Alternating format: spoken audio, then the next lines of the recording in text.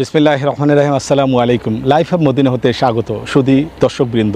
আমরা এমন একটা জায়গায় এসেছি যে জায়গাটায় আসলেই সচরাচর মানুষ আসে না। এটা কেউ প্রথমে বিশ্বাসও করবে না যে এটা ওহুদের ভিতরে, চারিদিকে পাহাড়, মাঝে আমরা একটু ওয়াদিতে আছি এবং এই ওয়াদির ভিতরে আমরা এখন যাব। রোমাঞ্চকর একটা পরিবেশ হবে ইনশাআল্লাহ। আমরা ভিতরে আমরা সবাই যাচ্ছি। এখানে এককভাবে যাওয়া ঠিক না, কারণ অনেকগুলো কুকুর আমি এখানে দেখেছি, বন্য জানোয়ার থাকতে পারে, তো আমাদের সাবধান হয়ে চলতে হবে।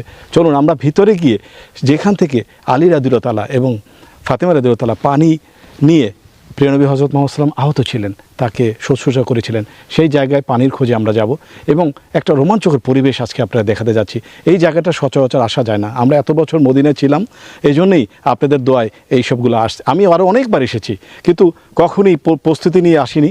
ভালো করে জেনে সব কিছু জানার পরই আজকে এসেছি। সাথে বরাবরের মতো মোহাম্মদ নাসিম ভাই আমাদের সাথে থাকবেন, আমাদের দোয়া করবেন।